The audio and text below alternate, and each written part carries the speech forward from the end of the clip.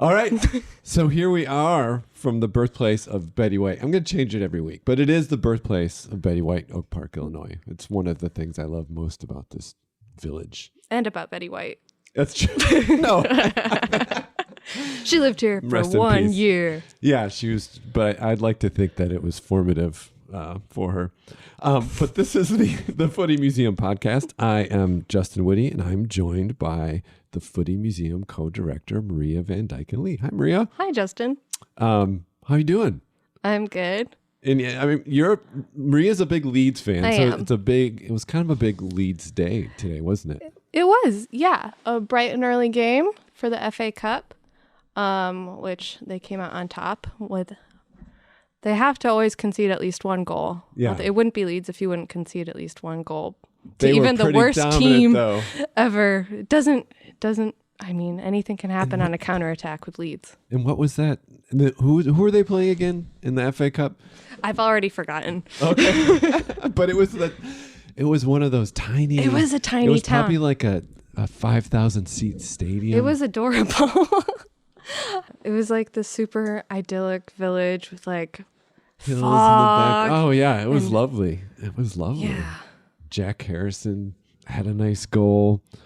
But the other big new Leeds news today. Oh, yeah, do you have the name?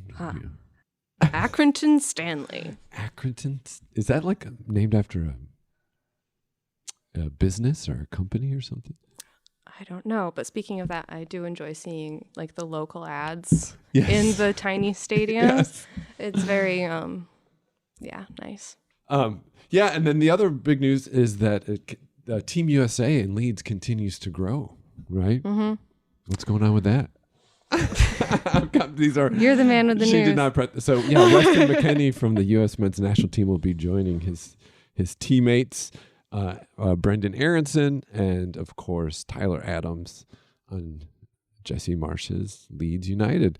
And also Chris Armas came in as assistant coach. So he's going all in on the Americans. It's like, this could be great for Americans in Europe, or it could be It could be really bad. I think Tyler Adams is okay, no matter what. Yeah, Jesse Marsh likes to hang in the balance with that. It's like always a fight for, will this be the last of American coaches we see in the Premier League for 10 years?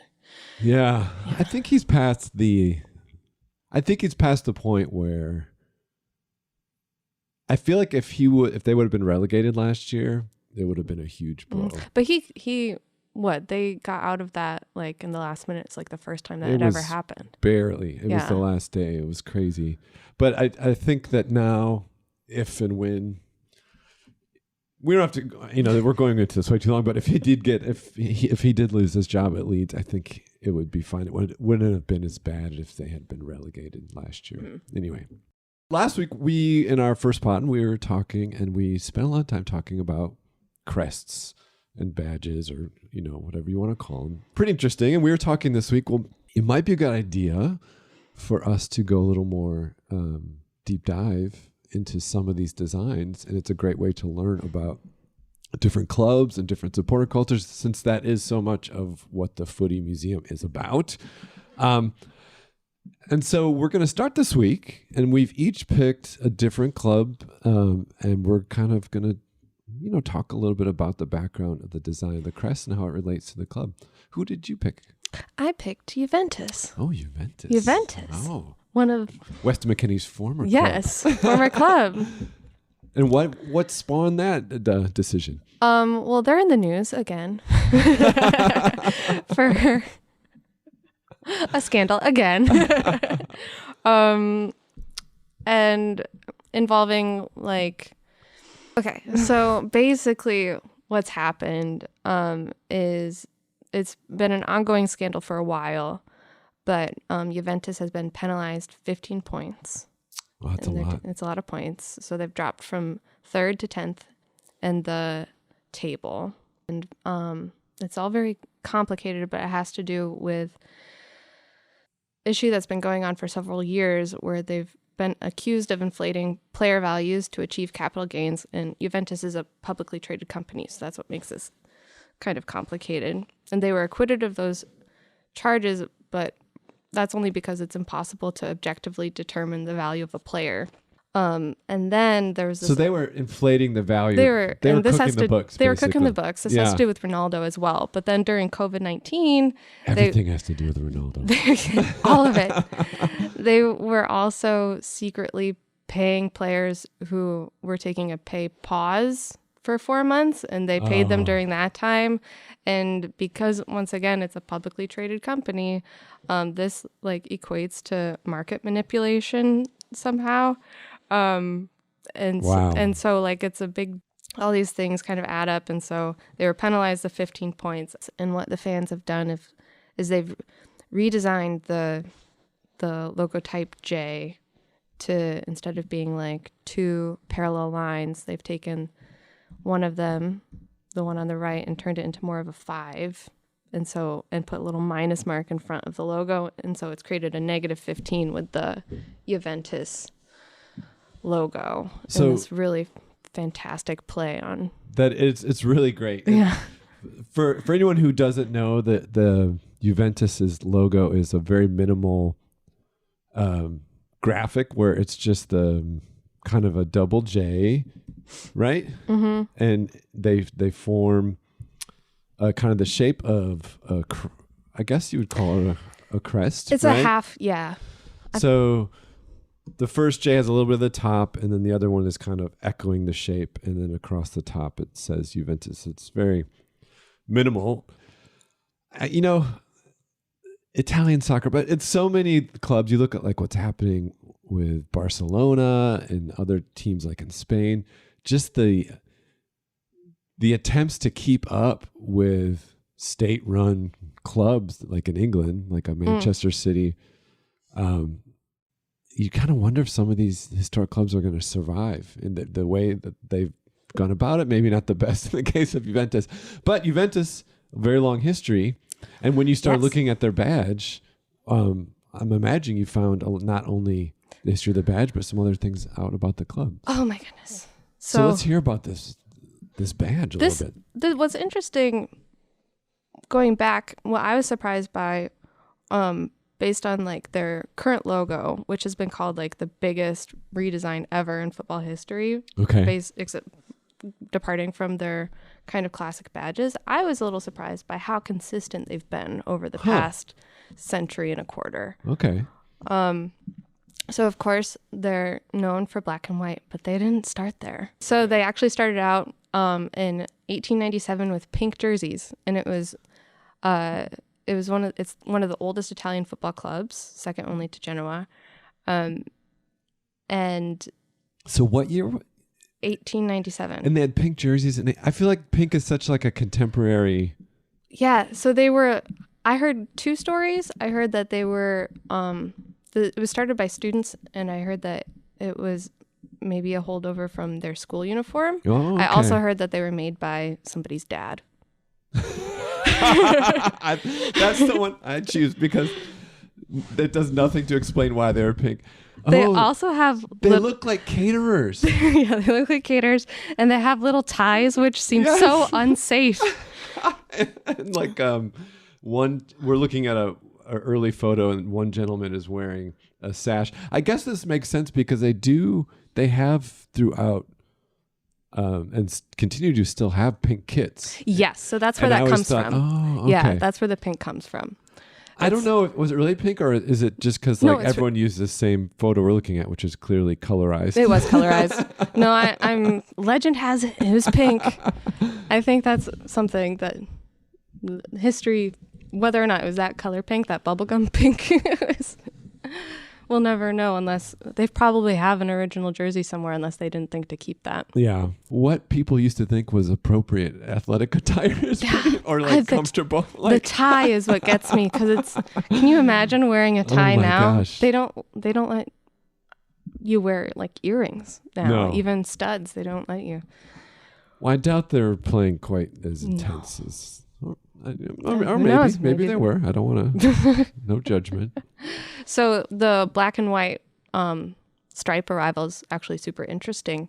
It was 1903, and a couple stories about this too, why they wanted to change. But the main one I heard is that these pink jerseys were hard to launder. Wait, what if they were white originally And it then was his just sock. and that the dad story would make sense then. Yeah. A dad just screwed up the team's laundry. Yeah. And they just went with it. Oh my God. Okay. So a man who played for them, John Savage from England, he wrote to some friends in Notts County, England, asking them for some kits. And Notts County used black and white kits. So they sent over their... Oh my gosh. And Notts County is the oldest professional association football club in the world. Oh my gosh. Yeah. And they just sent their kit. They're like... They just sent their kit. And now, So- ever since then, they've had kind of this special relationship where it's like now Juventus, one of the most dominant teams in the world, and this very old but past their heyday English club are like friends. And they've like come out to Juventus and played. And they were going through some trouble in 2016, and Juve actually tried to help them get some new kits and supply them with that, but contractual agreements with Puma prevented them from being able to do that. See. There also seems to be a little confusion about animals with Juventus. Yeah, What's going on with we'll that? actually get into the crest. That's just the black and white from there. So in 1905 to 1921, that was their use of their very first crest, which was based on the, of course, the black and white stripes, and then it's within this oval shield, which they used for most of the century. Looks very regal. It's regal. Yeah. But what I learned was that with these European clubs, the shapes of the shields do have meanings. And the oval was used by, like, it's the ecclesiastical one. So it's used by clergy. So, yeah. So they have, within the shield, Juventus across the top in the, across the banner. And kind of like a third of the way down. A third of the way up. From the top. And then 2/3 of the way up, 1/3 down. let's measure. Anyway. And then below that is another shield on top beneath the crown. And so that the animal within that is a bull. And that comes from the coat of arms of Turin, which is the city where they're located. Okay. Yeah. It's a very tight. I like the font of that first. Just of the Juventus, it looks like a very nicely hand-drawn. Yes. Everything about it is very handmade. And outside of the shield, there's like scrolling elements, very ornate. And then above that, there's a ribbon with a motto on it. And that's in Latin. And it's from a quote from a popular Christian theologian, Paulo de Tarso. And it means, "He does not receive the crown, he who does not play by the rules." Oh my gosh. The irony is just beautiful. And maybe that's why they dropped it. Maybe why they dropped the crown. They're like, hey, I was just thinking, that weird saying on our crest. It's a little awkward. Let's get rid of that. 1921 comes around and it's gone. He does who not cooks get the 15 points. Oh my gosh. So almost very religious in a lot of ways. And a little stuffy though, I have to say. Sure. Yeah. Yeah. And it is stuffy. And you can see how that's evolved. Coming. So how did it go from there? So 21 through 29, it's pretty much the same except for they dropped the scrolling or the scroll elements from the outside. They dropped the motto. They just kept everything within the shield. But then they added blue and gold color-wise, which are on the original crest of the city. Okay. So that, I believe, is an homage to that. And it feels very 20s to me, which is really cool. I could see that now, though, as well. They still had the crown and the bull at that point. Yeah. But it's very, very crisp. Very crisp. I can just see it like being in place in like The Great Gatsby with all these 20s things. Absolutely. I don't know how flashy Italy was in the 20s, but we're coming hard in Italy today. I know. Sorry, Italy. But then Oh, I and love that this one includes the bull. But then 1929 to 31, there's this like really interesting departure. And this has an interesting story. Okay. We're back to black and white. Yes. We're still in the oval. No crown. No crown, no bull, just a zebra. It's a zebra. And this design was interesting but kind of short-lived. And it has an interesting origin. What happened was there was a newspaper article by a journalist, Carlo Bergoglio. My Italian is fluent. I just feel like I was transported. Oh my gosh. Carlo Bergoglio. I didn't even realize that one. Okay, yeah, sorry. that's another Maria classic. So here an article proposing that Italian teams start using animals as mascots. Okay. And I'm pretty sure he called out Juve for like already having the bull, but he suggested the use of a zebra because of its chromatic similarities to the black and white.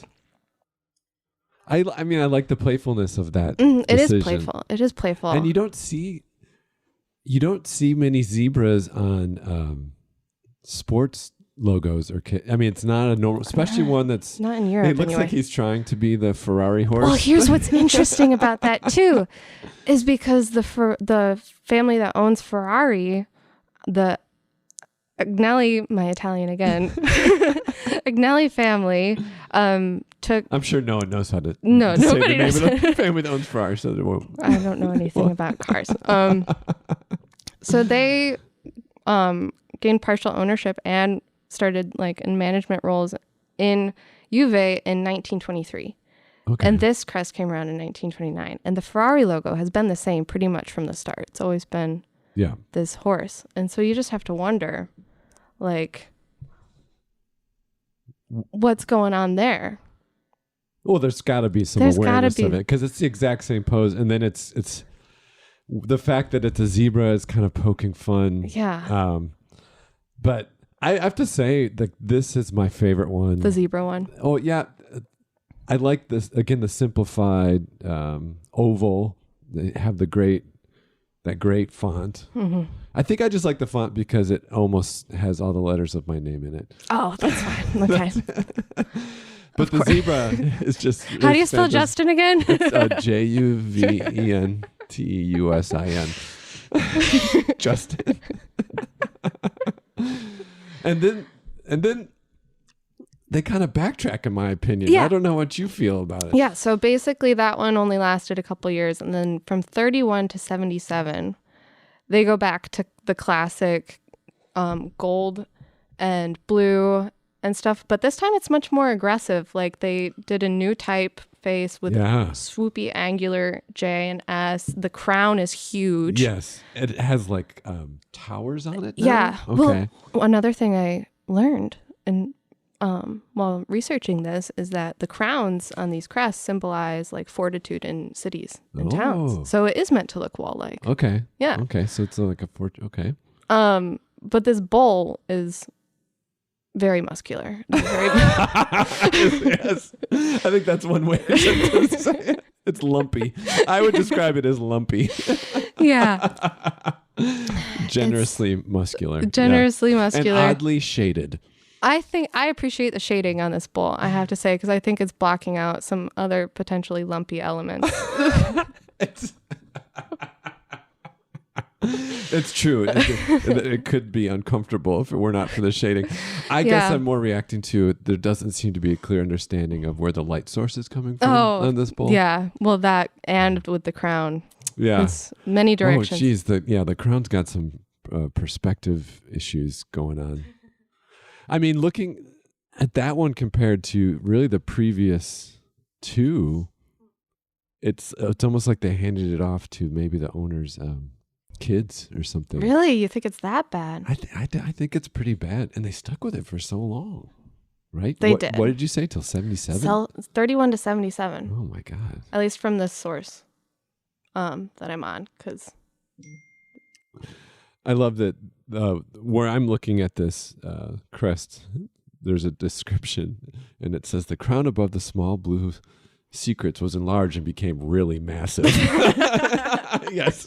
It's so That's massive. really massive. Everything's massive on this one. Well, I think a lot of people must have hated it because they, again, went through a radical change, didn't they, after that? After that decades long. Yeah, after that. Yeah, so then they depart from the aggressive lumpy bull. The lumpy bulls. And in this 77 to 82 and then 82 to 89, they do this interesting thing where they get rid of the oval. Yeah. Which I couldn't find any like fan reactions to this. But if this was on social media in 77, I feel like there would be a really strong reaction. Yeah, it's a pretty dramatic, whether you like it or not. pretty dramatic change. So it's this like blurry horse / zebra. People go back and forth on whether this is a horse or a zebra. I think it's a zebra I think because it has to be the zebra. it has a tuft. It has the stripes. the thicker neck, and they've had the zebra before. They've had the zebra before. Yeah. So, But this one also is very Ferrari-esque. This is the most Ferrari out of all the Ferrari is things. So it's like a silhouette of the zebra, which we've decided. Above No the shield, name, no stripes. and then just a star. It's the star from This is interesting. from winning a major. So apparently, Juve was the first team to adopt a star as a symbol associated with a competition win. Oh, okay. And and let's just go back to them winning their league, or was this a European competition? From my understanding, for every 10 league wins they have, they'll add a star. That just shows you how parody has played out really over the year. So I'm not sure what this particular, if this is the same as what I read, but that's as it stands now. I'm pretty sure for their Serie A wins, they have 3 stars now for 36 wins. I do like the effect where it's like they took a silhouette of the zebra and then they divided it up into lines and then pulled the lines into 2 different directions. So it's like it's a double image almost. It's like an and where they overlap. It's what are those pictures where you look at the kind of move when you walk across them? What's that called? Not holographic. No, the ones that kind of like shift. I don't know, but what it reminds me of is like an interlace. Shifty shift picture. Oh, yeah. Yeah, the classic shifty shifts. We work in art world. Shifty shift pictures. It reminds me of like interlaced TV that's gone, the tuning is off. Yes, that is a good description. Which feels very 80s. Yeah. So I like this one. I like the one from 82 to 89, which has the Juventus above the... Yeah, same silhouette, but now it's kind of... And it's a little softer. Yeah, and it's starting to go back towards a circular shape as well. Yes. Okay. So then we hit 89 to 2004, and this is one of my least favorites. We're back to the oval. Yeah. But it's not as good. No. It's more minimalist. It's more simplified. They have they've added stars for all of their wins. So it's 2 stars now. So would that be 20 league wins then? Yes. Okay. They have gold, white, black, gold, but no blue. Which my favorites are just the black and white, but I feel like if it's gonna have gold, it has to have blue for me. This looks very 80s, like late 80s too, like design, everything late 80s into the 90s became very sober. And uptight, and I think this has that vibe to it, you know. For me, what really gets me on this one is the lack of clarity in what I believe is a bull, but it really is hard to tell. Like we've gone from lumpy bull to like, is it a bull or is it a zebra? It kind of looks like the candlestick from Beauty and the Beast. It does. You're right. Be our guest. Maybe it's just a welcoming thing. This is or the Lumiere like a banana, decade. Yeah, it. You know, the intentional simplification is something reminiscent of a lot of illustration design from that time. I'm especially looking at the crown, how it almost looks like a Monopoly Oh yeah. piece. Ugh. Very. It's fine. It's fine. It's just fine. It's better than the next one, I think. It's definitely better than the next one. This is like, we got Photoshop. This right? The Juventus designers got Photoshop. I would classify this as the first truly terrible one. Yeah. This has a high douche level, I would say. I described it as Photoshop 101. It's got embossing, Yes. gradients. Mm-hmm. And I think that this golden arch across the middle, the underline, kind of looks like a McDonald's arch. Oh, yeah. I mean, this, yeah. If this looks like a emblem for a knockoff brand of scooter. That's what it looks like. Like a push it's scooter? Like, oh, no. Like, oh, you couldn't afford a Vespa. You got a Juventus. Oh. It's just awful. We don't have to spend too much time on that one. No, it was bad. Yeah. What's interesting is that this is the logo they had when they were really in their hot streak, when they had all of those league wins. All the way through 2017. And they just had to have this thing. No, they did have other versions of this that were in a 2D version and versions with stars. Okay. Because you always have to have versions with stars. So then we get into the biggest controversy, which is the modern logo, the 2017 to today. Well, 2017 to 2020. Yeah. It was the double J with Juventus across the top. Mm-hmm. And yeah, this was called by some the biggest redesign in football history. Fan slammed it. And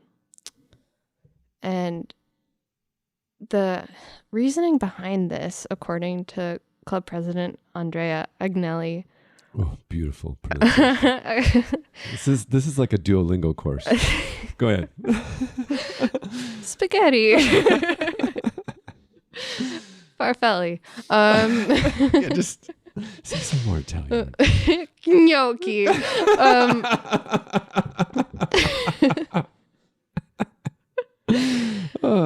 Anyways, he said in a press conference announcing this logo, we need to define not only a sense of belonging to something, but also to define Juventus' style, which can relate to certain targets, such as children, women, youth.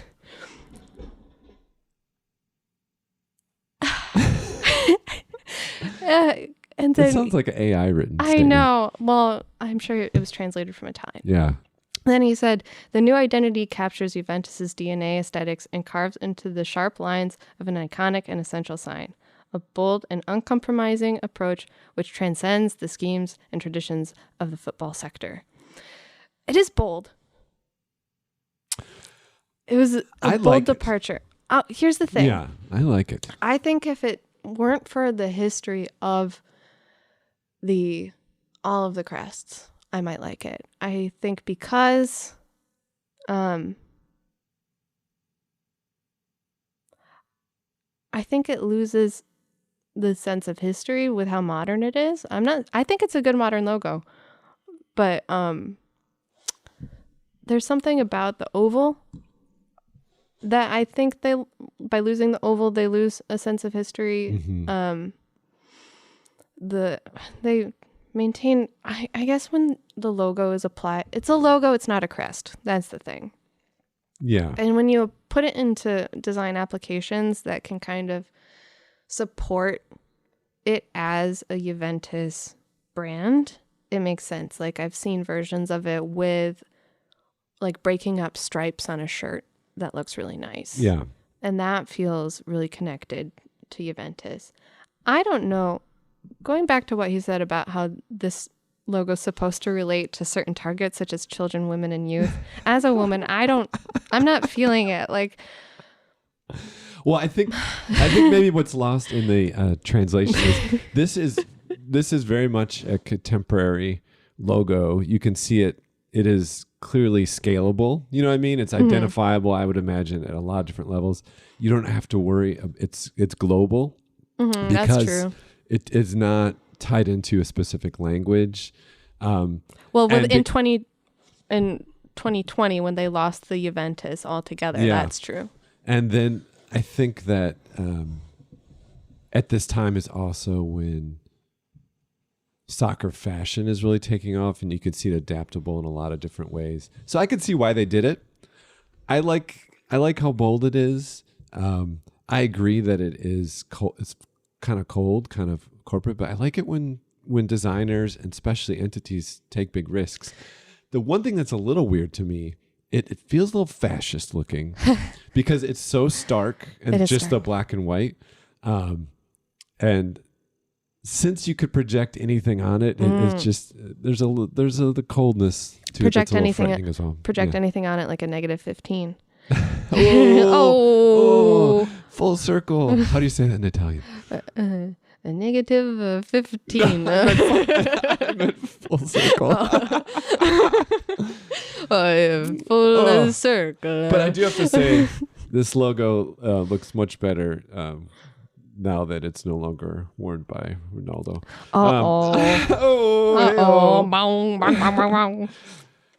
But Juventus, that is a fascinating evolution, and is pretty. It is gone through a lot. I would love if they just brought just the Chunky Bull back bites, and they like changed the nickname. Like we're the Chunky Bulls. Well, one they or do like a Chicago Bulls head, but like chubby. the Chicago Bulls does have like really chubby cheeks. It's because he's blowing. He's angry. Okay. Oh yeah, he is. Yeah, he's got that smoke coming out of his nose. They do have now the Jay, the zebra mascot, who is truly terrifying. Okay. Have you seen this mascot? No, I'm. Oh, I have. Yes, he looks like the Toys R Us. For those of you who remember Toys R Us, the giraffe from Toys R Us, like his jerky brother or something like that. Do you know what I mean? Like, doesn't he? And he's got that weird smile on. Oh, I don't. We're gonna have to devote future pods to mascots, because one thing world soccer has not figured out, it's mascots. Like, have you seen Manchester City's mascots? They're like, no. I think they're supposed to be like aliens, but they look like Teletubbies. Oh no.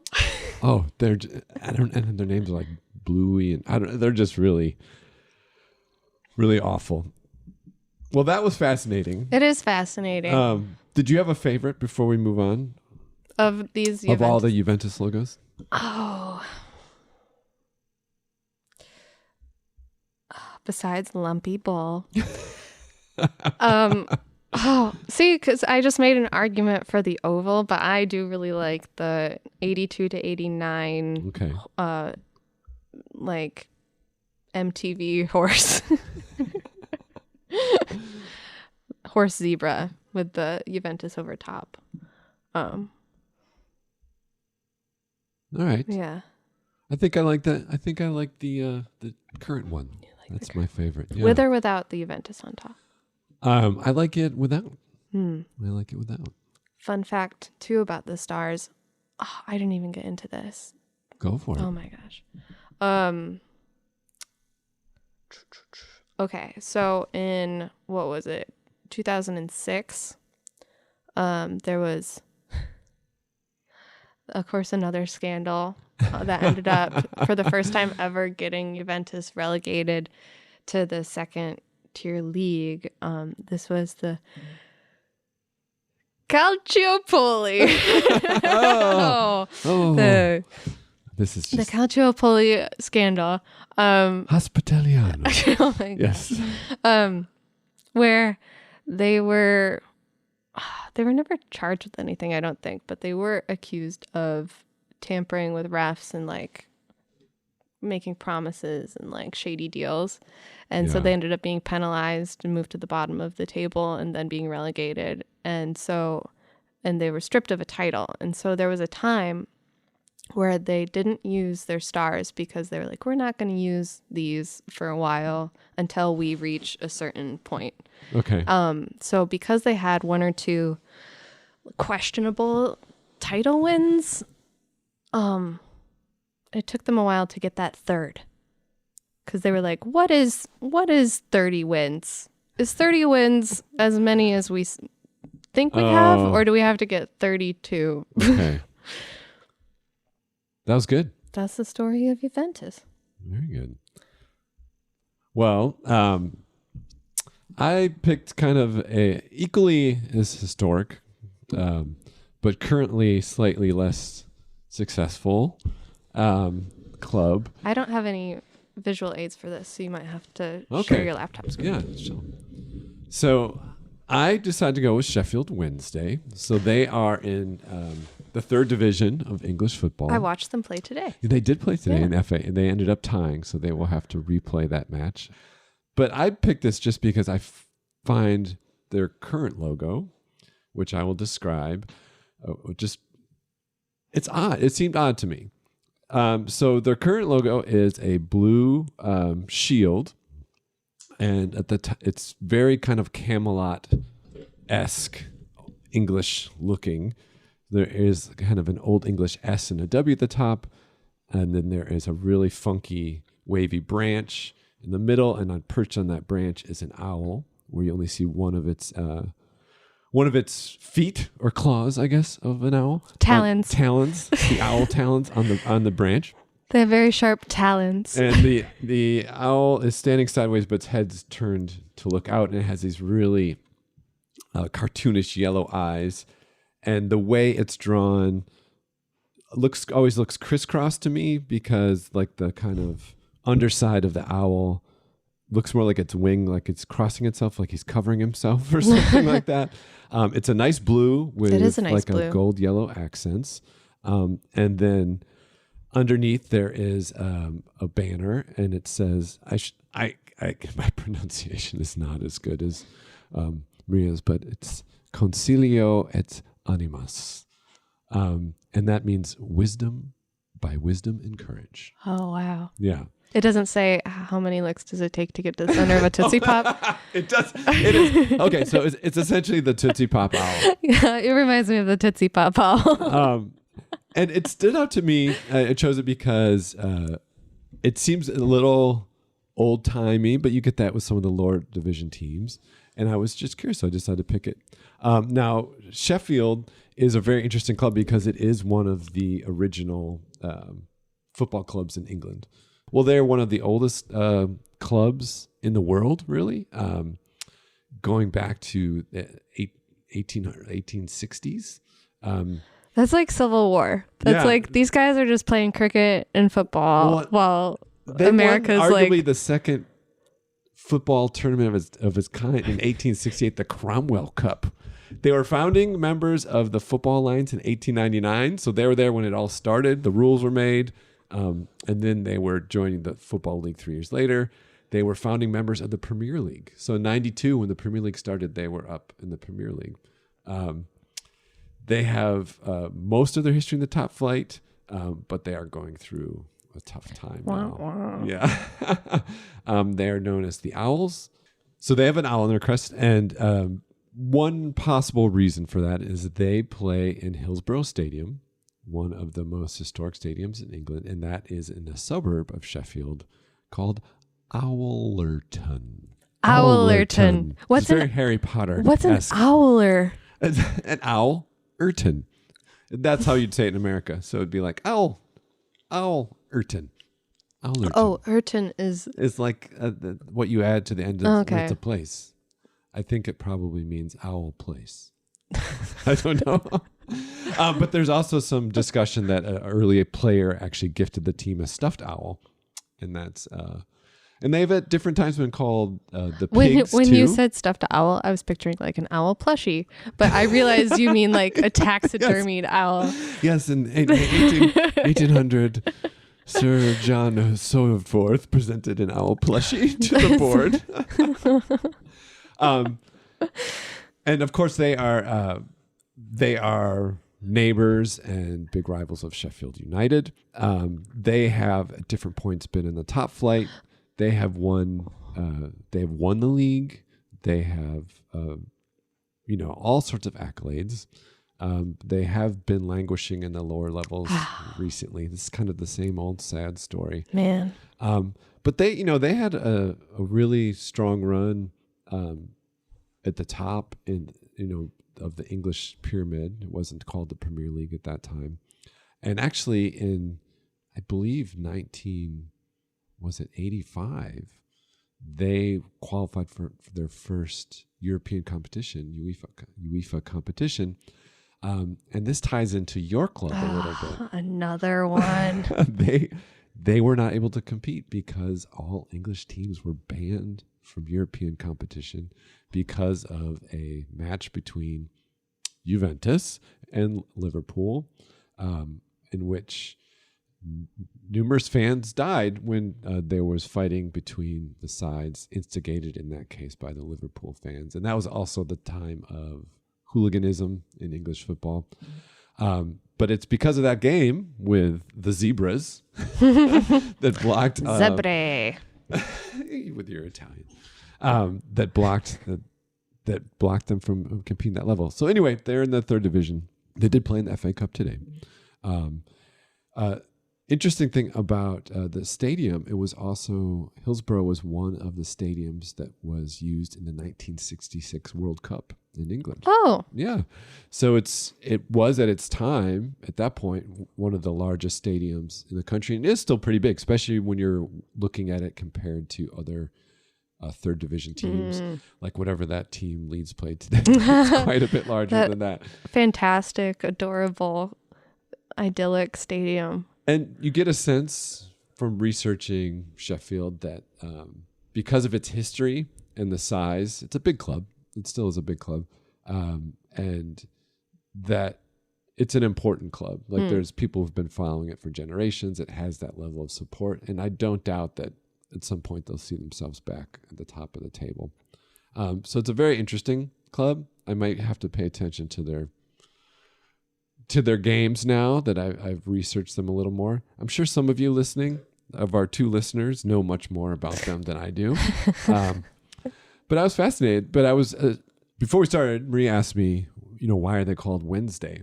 And it's pretty straightforward because they were formed as a balance for the cricket team, and they needed something to stay in shape in the off season. So they started a football club. The cricket team met on Wednesdays, and they were called Sheffield Wednesday. And so when they started this football club, they carried over the same name. And the reason they are called Wednesday is because the only day of the week the cricket players could meet to train or play was on Wednesdays. So it was a club that met on Wednesdays. So it's straightforward. Like Sheffield, that's the town. That's the major town we represent. It's and Wednesday. we play on Wednesdays. So Sheffield Wednesday. I was also really amazed by the evolution of their crest. So their first crest, their first crest often shown is a very interesting detail. There are 2 scantily clad men. Ooh, love it. On either side of a shield, which has a bow with a number of arrows crossing which way over. Oh, look at that. 3 crests of wheat. One of the men has a Viking hat on and an axe. The other is an anvil. So I didn't go too much into that. You think these are the Greek gods of some sort, perhaps? You think Norse? Norse, maybe. I don't know. They're showing a lot of thigh. There's a lot of thigh. There's a lot of, they're kind of casually lounging on the crest, on top of which is a knight's helmet. And on top of that knight's helmet, there is a lion holding another crest. So it's a lot. There's a lot going on. It's a lot of detail. It's not really great. And the version we're looking at is a very photoshopped recreation of it. There is a lot of energy there. There's some energy. Yeah. And then that was, up until 1956. Prior to that, they did use... Wait, until when? 56? Yeah. Well, no, that was used in 1935. And then I think that they used a variation of the town's Oh, crest Allerton. as their badge. And then in 1956, they introduced what is basically their current badge today, which I explained a moment ago. And it makes sense that was designed in the 50s because it is that kind of stylized medieval look, which was very popular at that time. Think about Sleeping Beauty, the Disney movie. There was that fascination with the stylized knights and all that. It has that look to it. And they had that from 1956 to 1970. And then talk about big changes. They did a pretty dramatic change themselves. So because, the world of football was much smaller and kind of more innocent back then, they wanted to change the look of their logo. So they put out a competition in the local newspaper, area soccer club, area football club needs new design, new logo. It was a competition and got a lot of attention, and it was won by an 18-year-old designer. And he presented an incredibly stylized linear drawing of an owl. And this looks like, so I'll try to explain it. It's very thick, the same width lines all the way through. You have almost a full circle, like 3/4 of a way circle, at the top of what is clearly a simplified owl shape. Across the circle is a line with a little triangle underneath for the beak, and then 2 circles for the owl's eyes. And then, like I said, it is a teardrop shape, I would say, like an inverted teardrop shape for the owl's body, and then a rather large talon. The talon. A rather large talon coming down. To me, it reminds me of a lot of logos I saw growing up and would associate with like public libraries or different municipal It does things. So it is definitely 70s and very minimal, especially when you see what it jumped from, which was that very ornate design that I mentioned at the beginning of talking about them. I bet that was a very exciting departure for them. Well, I think in the 70s, it really made sense. It probably felt very modern. And I know that a lot of fans really loved it because it's really bold. It really stands out. Ironically, a lot of the ways we talked about with the Juventus crest of how adaptable it is, I would imagine this would be more of what I would think a contemporary badge or logo, because you could use it in a lot of different ways. There's no text. It's straightforward. 84, they made a few slight changes. They added colors. So the outline was now yellow. The eyes were filled in. It was on a blue ground. And then they put the initials SWFC underneath it for Sheffield Wednesday Football Club. And then that's what they had until 95. So really they had this simplified owl from 1970 to 1995. And then in the 90s, we talked about maybe things being a little more conservative, regressive. They go back to a very traditional, I would say, badge. So it is the same elements as their current badge, the one with the owl on the branch, but done in a style that I think is derived from Sheffield, the town of Sheffield's own crest. So I would say it's a very... it looks like a municipal crest. So the owl is central, staring straight out, not the kind of the jaunty side look. No, over the shoulder. Again, on very stylized branches. And then on each side of the owl above the branch is SWFC. There is and then across the top, Hillsborough, the stadium they play, and then underneath it says Sheffield Wednesday. So they really cover their name like 3 different times. It's wow, like a little redundant. And then 97. That one, like it relating to that, the crest with the over the shoulder owl. Yeah, it's like it, but it's lacking the same cartoonish whimsy. Yeah, there's nothing. It's stiff. The one they have now that they originally used in 56 is there's something so peculiar about that owl. It draws attention. It's quirky. And then the really bold 70s design is also unique. This is policey. It's very policey. Yeah. It's one of the most badgy shaped. It's right up there with Leeds. Leeds and Sheffield Wednesday could both be police. Even the shape of the shield is very policey. It's got a peak at the top, kind of rounds out the edges before the single peak at the bottom. Yeah.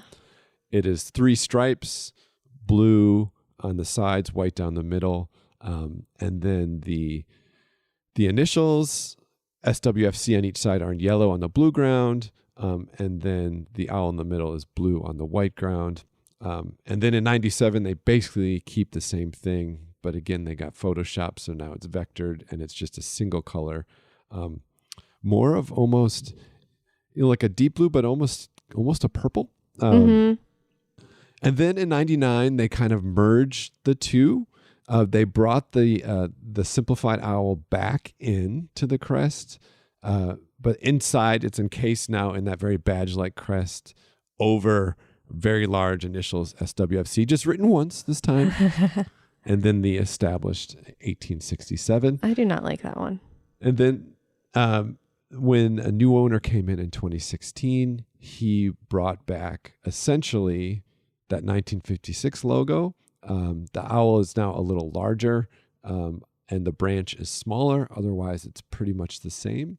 And that's what they have today. And there is controversy, I think, like there is with all club crests or badges, is that there's a large segment of the fan base that wants to return to what they thought was a very distinctive design in that owl. And I don't know. I like both. I like the quirky cartoon owl. It's just so bizarre. Yeah, it's so unique. I like it for that reason too, and I like the bold minimalist one. I do not like that combo one. Yeah, that one seems like a compromise. It's like, oh, we can have a little bit of the bold one, but we can bring in the crest. It seems very sterile, doesn't it? Yeah, singular, just single color. And I don't like the font they use there, the typeface. Yeah, it's very serif heavy. I don't mind a serif. I just think I think it's the combination of the minimalist with the serif. Yeah. I think if you're going to have such like a modern minimalist logo or icon, to have a serif font just doesn't really match. It has, again, the municipality feeling, but in a bad way, because I think what also happens a lot in cities is someone introduces a bold design at some point. We're both from a city where for a long time the city emblem was a Calder sculpture. And I grew up and it was like a very simplified style. And over time, people are like, oh, I don't really like that. It seems too simple, whatever, but we have it, so we have to use it. So they start applying it in other forms. You know what I mean? Like instead of a complete design, it starts just to be the symbol of the town. And then they plop it in, say, a crest, or plop it in something else. So this just looks like a weird compromise. It looks like maybe like a birding club or something like that. Yeah. So, but I thought it was interesting. And I think what I loved about this crest is, well, there's so many things I think that especially American fans really love about football, especially English football, I would say, but European football, is that there's so much history with all these clubs, history that is absent in a lot of our culture broadly. And really the only barrier for kind of entry into that history is to become a supporter. And you get a sense that somehow you're tied to this bigger thing. Even if you're not from that community, even if you're not from that country, you're able to, just by your allegiance, somehow get that feeling of I'm part of this long history with these quirky stories. I mean, there's so many straight, like, old like historical football stories with Sheffield that are so funny. Like the first game they ever played was against a team called like the Mechanics, because I think they were just mechanics.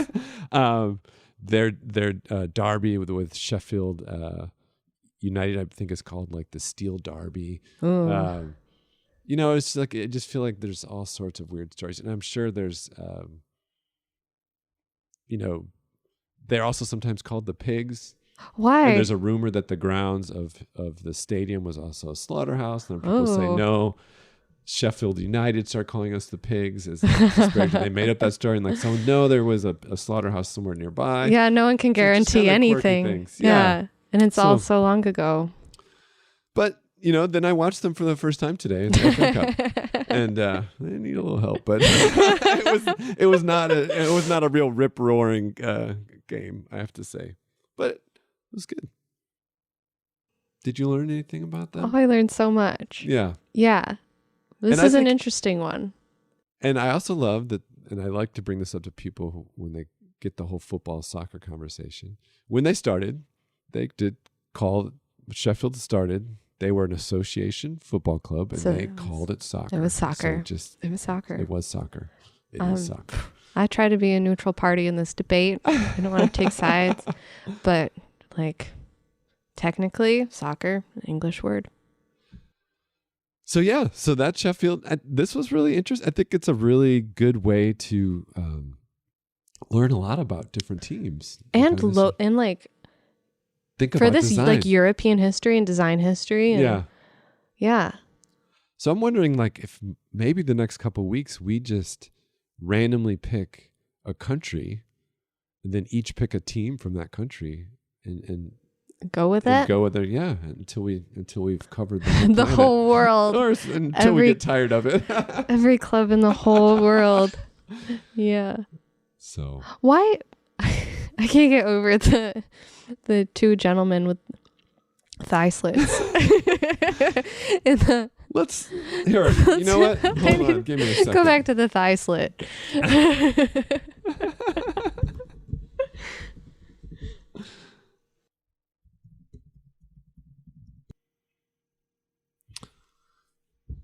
Oh, so interesting that what we're calling the slit crest, the thigh slit crest. The thigh slit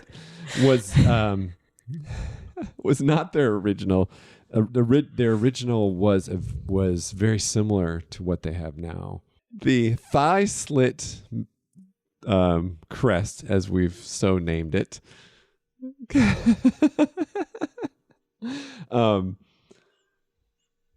I think might have just had to do with the FA Cup final that they were in that year. I don't know, but I'm gonna guess that that it was. I know that it was just used for a year, a very special year, and it has to do with the FA Cup. That's for sure. And then I also think that those are probably very realistic portraits of the owners at the time. Oh, that's probably it. It's just a commissioned portrait. So for their office. If you're curious about, seeing any of these, we'll post them along with the podcast at the website, on our website, which is thefootymuseum.com, and you can find out what else we're doing. The Footy Museum is a project Maria and I are working on that is actually a exhibition that will focus on things like these crests that we highlighted today and all the stories that surround the game that is played all over the world, the game of association football known as soccer. So I think we will be back next week and we will be delving into the designs of two different clubs from somewhere else in the world. Should we just randomly pick now? Yeah, let's do it. This is... Okay. And I pulled up a random country generator app, and a map a map app. And next week we will be diving into two clubs from Serbia. The Serbian Football League. So the Serbian Superliga, and the current clubs are, oh boy, pronunciation is going to be tough on this one. We thought Italian was tough and English was tough. Now we have to do... Oh my. Okay. Well, I'm not going to try to say these right now, but there are teams. There are teams. Yes. There are. And so we will learn more about them next week. This should be really interesting. Oh no, here we go. I have heard of Red Star. Okay. Hey, it says okay on there. That's great. Partisan. A lot of rednecky. red. I'm wondering if there might be some interesting histories here. I'm already liking what I'm seeing. Oh, wow. Look at this. Yeah. Russian influences. Ooh, boy. I've seen this one before. Okay, Banat. Oh. Spartak. Okay. Very different from what we talked about this week. All right. Well, I look forward to it. Me too. I'm liking these. All right. So we'll talk to you next week. Bye. Dude, this is not smart list. Okay. Bye.